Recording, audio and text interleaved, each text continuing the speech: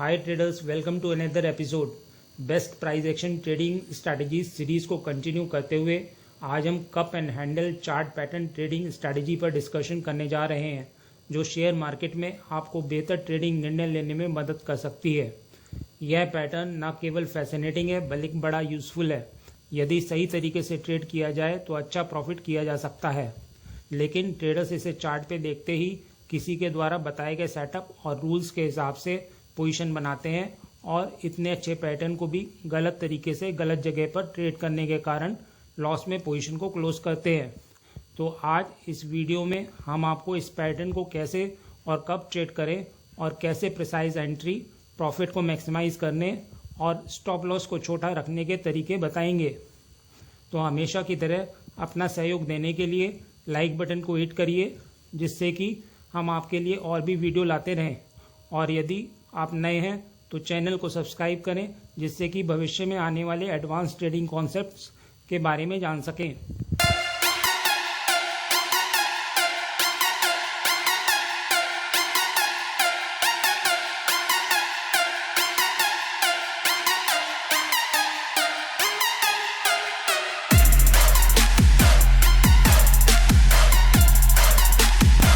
आगे बढ़ने से पहले मैं आपसे पूछूंगा एक क्वेश्चन, जिसका आंसर आप सब लोग करोगे कमेंट सेक्शन में। क्वेश्चन ये है, bullish flag and pole pattern को कौन कौन से एरिया में ट्रेड कर सकते हैं। तो ये हैं आपके ऑप्शंस। ए, अपट्रेंड के दौरान यदि फ्लैग एंड पोल पैटर्न बन रहा है तब। बी, रेंज एरिया के दौरान यदि रेजिस्टेंस एरिया के नीचे यदि फ्लैग एरिया का फॉर्मेशन हो रहा है तब। सी, रेंज एरिया के दौरान यदि सपोर्ट एरिया के ऊपर यदि फ्लैग एरिया का फॉर्मेशन हो रहा है तब।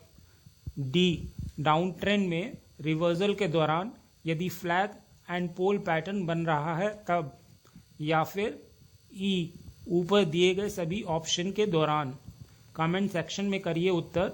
जो लोग सही आंसर करेंगे कोशिश करूंगा कि उनके कमेंट को हार्ट दे दूं, ताकि बाकी लोग समझ पाएं कि सही उत्तर क्या है।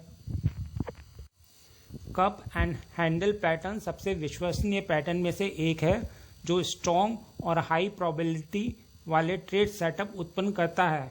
यह पैटर्न बिल्कुल वैसा ही दिखता है जैसा इसका नाम है। यह एक कप की तरह दिखता है और जब आप इसे साइड से देखेंगे तो इसके हैंडल जैसा दिखता है। Cup and handle pattern 1 minute के चार्ट जैसे छोटे टाइम फ्रेम और डेली, वीकली और मंथली चार्ट जैसे बड़े टाइम फ्रेम में भी होता है। यह तब होता है जब प्राइस में गिरावट आती है और उसके बाद स्टेबलाइजेशन पीरियड आता है और उसके बाद पिछली गिरावट के लगभग बराबर साइज की रैली होती है। यह हमारे कप एंड हैंडल में एक यू शेप या कप बनाता है, फिर प्राइस साइडवेज होता है या नीचे की ओर ट्राइंगल के भीतर ट्रेड करते हुए हैंडल बनाता है। हैंडल एक चैनल का आकार भी ले सकता है। हैंडल कप से छोटा होना चाहिए। इसके अलावा हैंडल को कप के लोअर हाफ हिस्से में नहीं आना चाहिए और आइडियली इसे अपर थर्ड में रहना चाहिए। तो इसके 4 अलग अलग स्टेजेस हैं जो इस पैटर्न को बनाते हैं। फर्स्ट स्टेज ए से बी तक कप एंड हैंडल पैटर्न तब बनना शुरू होता है जब मार्केट तेजी से नीचे जाने लगता है। डाउन मूवमेंट कप का लेफ्ट साइड बनाता है। सेकेंड स्टेज बी से सी तक एक स्ट्रॉन्ग बेयरिश मूवमेंट के बाद मार्केट में कुछ समय के बाद बियर्स एग्जॉस्ट हो जाते हैं, इसलिए डाउन मूवमेंट स्लो हो जाता है और हमारे पास थोड़े समय के लिए एक साइडवेज मार्केट होता है। यह साइडवेज मूवमेंट कप के बॉटम का निर्माण करता है। थर्ड स्टेज सी से डी तक बुल्स ने नियंत्रण अपने हाथ में ले लिया और मार्केट स्ट्रांगली ऊपर जाने लगा, जैसे कि जब कप के बनने की शुरुआत में यह तेजी से नीचे आने लगा था। यह स्ट्रॉन्ग अप मूवमेंट कप का राइट साइड बनाता है। फोर्थ स्टेज डी से ई तक ऊपर जाने के कुछ समय बाद बुल्स भी एग्जॉस्ट हो जाते हैं और इसलिए मार्केट तेजी से ऊपर जाना बंद कर देता है और एक छोटा साइडवेज सेक्शन बनाता है जो कप के हैंडल जैसा होता है। यह हिस्सा बहुत महत्वपूर्ण है क्योंकि यही पर हम मार्केट की अगली दिशा का अनुमान लगाते हैं। कप एंड हैंडल चार्ट या तो रिवर्सल पैटर्न या कंटिन्यूशन पैटर्न का संकेत दे सकता है। एक रिवर्सल पैटर्न तब होता है जब price long term down trend में होता है, फिर कप और हैंडल बनता है जो ट्रेंड को रिवर्स कर देता है और प्राइस बढ़ने लगता है।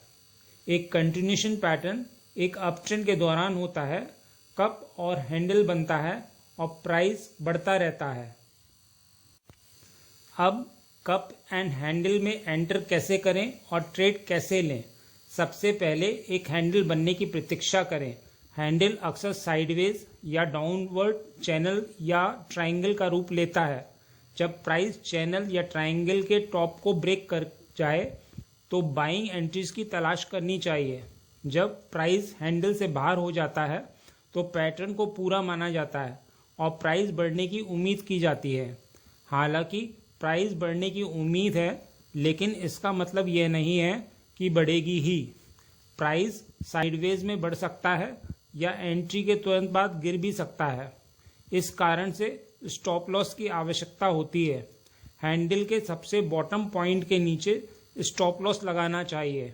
यदि प्राइस हैंडल के भीतर कई बार ऊपर नीचे होता है तो स्टॉप लॉस को रीसेंट स्विंग लो के नीचे भी रखा जा सकता है, क्योंकि हैंडल को कप के अपर हाफ पार्ट के भीतर होना चाहिए। इसलिए उचित रूप से रखा गया स्टॉप लॉस कप फॉर्मेशन के लोअर हाफ पार्ट में नहीं होना चाहिए। कप के अपर थर्ड या अपर हाफ में हैंडल और स्टॉप लॉस होने से स्टॉप लॉस एंट्री पॉइंट के करीब रहता है, जो ट्रेड के रिस्क रिवार्ड रेशियो को बेहतर बनाने में मदद करता है। स्टॉप लॉस ट्रेड के रिस्क पोर्शन को रिप्रेजेंट करता है, जबकि टारगेट रिवार्ड पोर्शन को रिप्रेजेंट करता है। टारगेट या एग्जिट पॉइंट चुनना आसान है। कप की डेप्थ चाहे जो भी हो, उस डेप्थ को हैंडल के ब्रेकआउट पॉइंट से जोड़ें। आपको हैंडल के हाईएस्ट लेवल के ऊपर एक हॉरिजॉन्टल लाइन खींचनी होगी। कप के नीचे से इस लाइन की दूरी अप मूवमेंट के साइज के बराबर होगी, जो हैंडल के रेजिस्टेंस ब्रेकआउट के बाद से मेजर की जाती है। इस उदाहरण में मैंने हैंडल के हाईएस्ट हाई के ऊपर एक हॉरिजॉन्टल लाइन खींची है, फिर कप के सबसे लोएस्ट लो हिस्से के नीचे एक और हॉरिजॉन्टल लाइन खींची है। यह इन दो लाइनों की दूरी है। यदि हमने हैंडल के रेजिस्टेंस ब्रेकआउट के बाद लॉन्ग पोजीशन ली होती तो हमें उम्मीद थी कि मार्केट उसी दूरी तक ऊपर जाएगा। इसे प्रोजेक्शन टारगेट कहा जाता है। जैसा कि आप देख सकते हैं, मार्केट अपने प्रोजेक्शन पर पहुंच गया है। कभी कभी कप के लेफ्ट साइड की हाइट राइट साइड की ओर से भिन्न होती है। स्मॉल हाइट का उपयोग करना चाहिए और इसे कंजर्वेटिव टारगेट के लिए ब्रेकआउट पॉइंट पर जोड़ना चाहिए, या एग्रेसिव टारगेट के लिए लार्जर हाइट का भी उपयोग कर सकते हैं। फिबोनाची एक्सटेंशन इंडिकेटर का भी उपयोग किया जा सकता है। कप के राइट साइड नीचे से ऊपर तक एक्सटेंशन टूल खींचें और फिर इसे नीचे हैंडल से कनेक्ट करें। 1.618 लेवल एक कंजर्वेटिव प्राइस टारगेट को रिप्रेजेंट करता है और 2.618 एक बहुत एग्रेसिव टारगेट है। अब आइए कई इंपॉर्टेंट ऑब्जर्वेशंस पर चर्चा करें जो best cup and handle pattern खोजने की संभावनाओं को बढ़ाएंगे। ट्रेडिशनली कप के निचले भाग में एक पॉज या स्टेबलाइजिंग पीरियड होता है, जहां प्राइस साइडवेज में चलता है या एक राउंडेड बॉटम बनाता है। यह दर्शाता है कि प्राइस को सपोर्ट मिल गया है और वह इससे नीचे नहीं गिर सकता। इससे ब्रेकआउट के बाद प्राइस के बढ़ने की संभावना को बल मिलता है। एक वी बॉटम जहां प्राइस गिरता है और फिर तेजी से बढ़ता है, एक कप भी बन सकता है। कुछ ट्रेडर्स इस प्रकार के कप पसंद करते हैं, जबकि अन्य इनसे बचते हैं। उनके जैसे लोग वी बॉटम को डाउन ट्रेंड के शार्प रिवर्सल के रूप में देखते हैं, जो दिखाता है कि बायर्स ने पैटर्न के राइट ओर एग्रेसिवली बाइंग की है। वी बॉटम के ओपोनेंट्स का तर्क है कि बॉटम पर पहले प्राइस स्टेबलाइज नहीं हुआ था और इसलिए प्राइस उस लेवल को टेस्ट करने के लिए वापस गिर सकता है। अंततः यदि प्राइस हैंडल से ऊपर ब्रेक हो जाता है तो यह ऊपर की ओर बढ़ने का संकेत देता है। मेरा प्रेफरेंस यू आकार का लेवल है, ना कि वी आकार का लेवल। इसके अलावा यदि ट्रेंड ऊपर की ओर है और कप एंड हैंडल उस ट्रेंड के बीच में बनता है तो बाय सिग्नल में ओवरऑल ट्रेंड का एडिशनल बेनिफिट होता है। इस मामले में कप एंड हैंडल में एक स्ट्रॉन्ग ट्रेंड की तलाश की जा सकती है। एडिशनल कंफर्मेशन के लिए लॉन्ग टर्म के support level, rising trend line या मूविंग एवरेज के साथ अलाइन करने के लिए कप के बॉटम को देखना चाहिए। यदि cup and handle down trend में बनता है तो यह ट्रेंड रिवर्सल होने का संकेत देता है। पैटर्न के रियल रिवर्सल कंफर्मेशन के लिए कप एंड हैंडल में डाउन साइड प्राइस वेव्स को देखें जो स्मॉलर होती जाती हैं। कप एंड हैंडल में स्मॉलर डाउन वेव्स इस बात का सबूत देती हैं कि सेलिंग में कमी आ रही है, जिससे प्राइस हैंडल के ऊपर ब्रेक होने पर ऊपर की ओर बढ़ने की संभावना हो सकती है। लेकिन अब सवाल ये उठता है कि सिग्नल ढूंढकर इसे कैसे ट्रेड करें। तो मैं यहाँ आपके साथ कुछ एंट्री ट्रिक्स और टिप्स शेयर करने जा रहा हूँ। Standard cup and handle pattern की एंट्री ट्रिक्स में एक वॉल्यूम कंफर्मेशन की एंट्री ट्रिक है। जब प्राइस कंसोलिडेशन एरिया यानी हैंडल में हो और कोई कैंडल अपर ट्रेंड लाइन को ब्रेक करके उसके ऊपर क्लोज कर जाती है तो वॉल्यूम पर ध्यान देना चाहिए। ब्रेकआउट के दौरान ट्रेडिंग वॉल्यूम में वृद्धि पैटर्न की वैलिडिटी की एडिशनल कंफर्मेशन प्रदान करता है। हमारा स्टॉप लॉस हैंडल के लोएस्ट पॉइंट से थोड़ा सा नीचे होगा और प्रॉफिट टारगेट इस कप की डेप्थ के जितना रखना चाहिए। Standard cup and handle pattern की एंट्री ट्रिक में एक रीटेस्ट एंट्री की एंट्री ट्रिक है। हैंडल की अपर ट्रेंड लाइन के ऊपर शुरुआती ब्रेकआउट के बाद कभी कभी प्राइस ऊपर जाने से पहले सपोर्ट के रूप में हैंडल की अपर ट्रेंड लाइन को फिर से टेस्ट कर सकता है। यह रीटेस्ट बेटर प्राइस पर लॉन्ग पोजीशन में प्रवेश करने का अवसर देता है। यहाँ हमारा स्टॉप लॉस ब्रेकआउट कैंडल के थोड़ा सा नीचे होगा और प्रॉफिट टारगेट इस कप की डेप्थ के जितना रखना चाहिए। Standard cup and handle pattern की एंट्री ट्रिक में एक मल्टीपल टाइम फ्रेम की एंट्री ट्रिक है। कप एंड हैंडल पैटर्न को कई टाइम फ्रेम पर देखकर वैलिडेट करना चाहिए।